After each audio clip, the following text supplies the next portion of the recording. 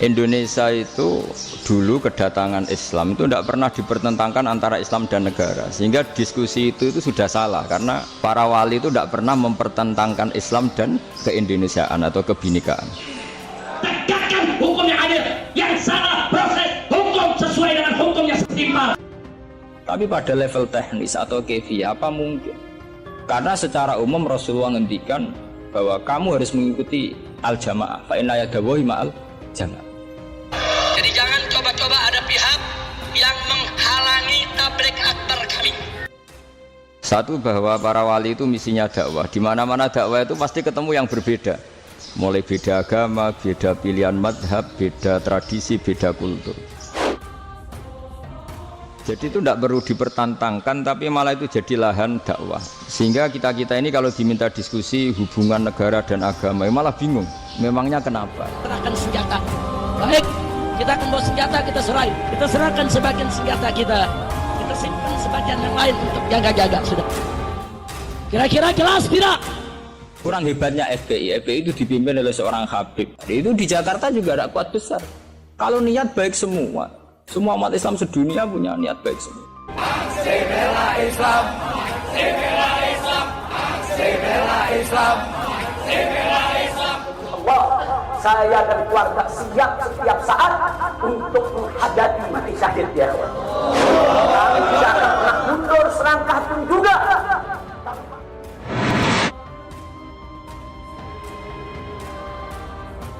Menurut jenengan Habib Rizik itu gimana? Habib Rizik itu zuriat Rasul, nahi mungkar itu pasti baik. Tapi saya juga bilang Pak Quraisyab ya orang alim juga zuriat Rasul, dan cara pandang Pak Quraisyab ya kayak begitu.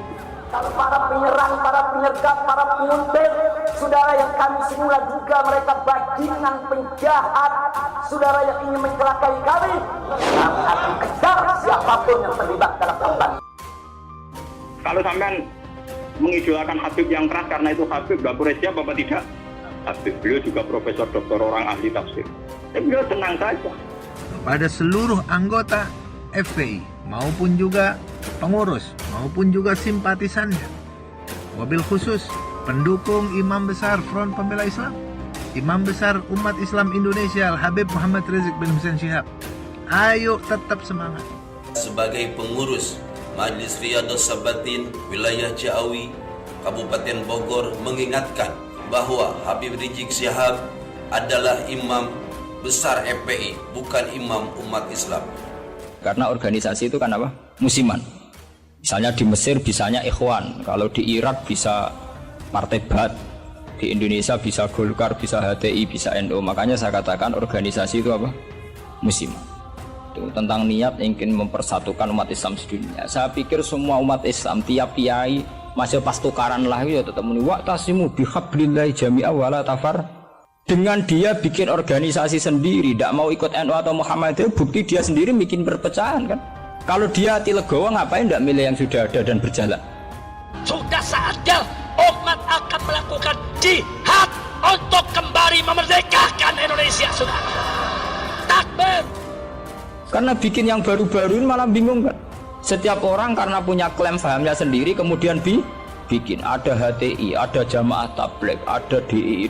Itu semua kan karena dari kekecewaan-kekecewaan itu. Tiap kecewa enggak? Jadi sampean jangan terjebak. Sampean sebagai orang modern jangan terjebak. Kalau niat itu baik semua. Tapi ketika muni mempersatukan umat Islam dengan dia bikin organisasi sendiri dengan nama sendiri, itu nambahi jumlah perpecahan. Dari Sabang sampai Merauke kita turun ke jalan lengserkan siapapun presiden.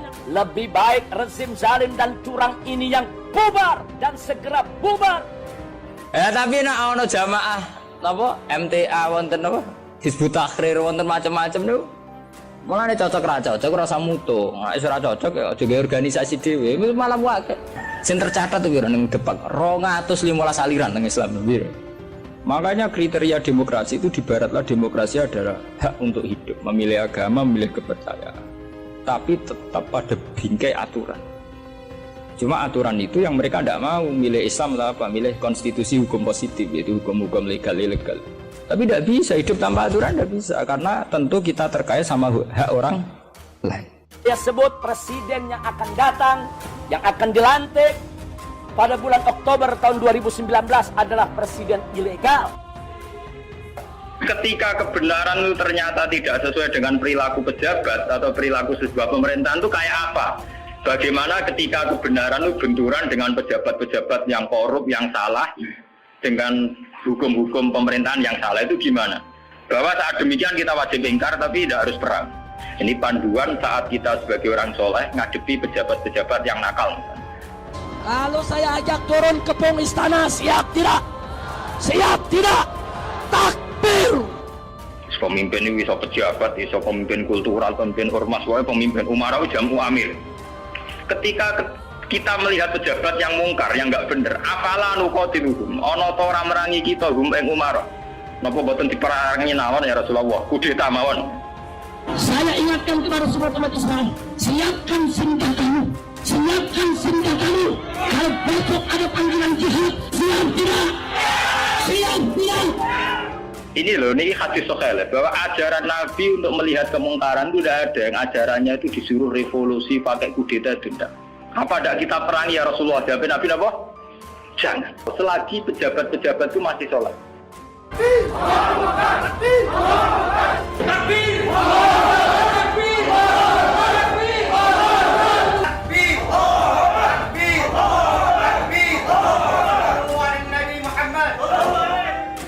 Mungkin pejabat itu punya kesalahan, dia korupsi, dia menggenjot rakyat, dia apa. Tapi selagi dia sholat, kata Nabi itu tidak boleh revolusi. Ayo revolusi, ayo revolusi sekarang juga. Ayo revolusi sekarang juga. Tentu kita sebagai muslim di Patani, di Thailand hanya bersyarat yang penting pemerintahan tidak memberangus masjid. Artinya selagi masih tidak menghalang-halangi institusi agama yang bernama sholat, itu kita tidak usah revolusi.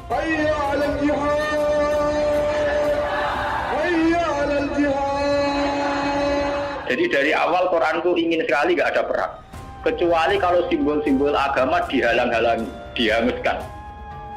Rame-rame turun, kita demo kepung istana presiden supaya tidak kurang ajar kepada presiden. Goblok, kurang ajar sampai dianjing-anjingkan, itu kurang ajar. Dajjal istananya menjadi istana iblis. Nah kita sebagai ulama, sebagai seorang muslim, perhitungan kita sederhana. Selagi bangsa Indonesia atau pejabat Indonesia tidak menghalang-halangi institusi yang bernama sholat, ibadah, kita harus ngakui itu pemerintahan yang sah. Makanya Nabi perhitungannya satu. Dalam kekecewaan kita terhadap pejabat, terhadap pemerintah, yang penting jangan ada kudeta, jangan ada revolusi yang berdarah-darah. Kalau Anda tidak mau ada revolusi berdarah, kalau tidak mau ada revolusi sosial, Saya ini boten teroris yo Allahu Akbar, polisi sing lagi sholat yo Allahu Akbar.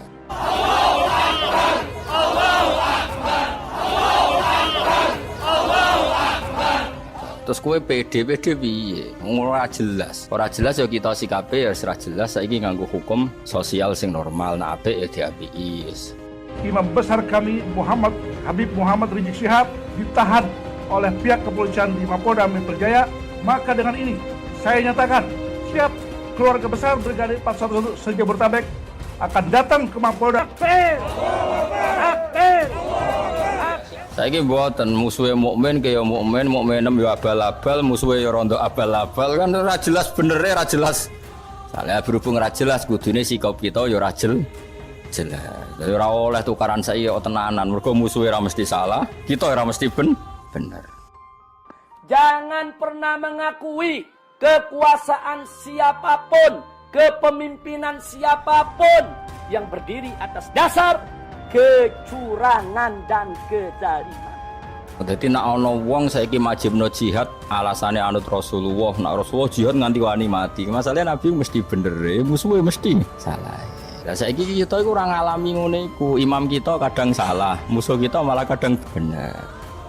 Biadab, kurang ajar sampai dianjing-anjingkan, itu kurang ajar. Dajjal istananya menjadi istana iblis. Lebih baik rezim zalim dan curang ini yang bubar dan segera bubar daripada harus NKRI yang bubar.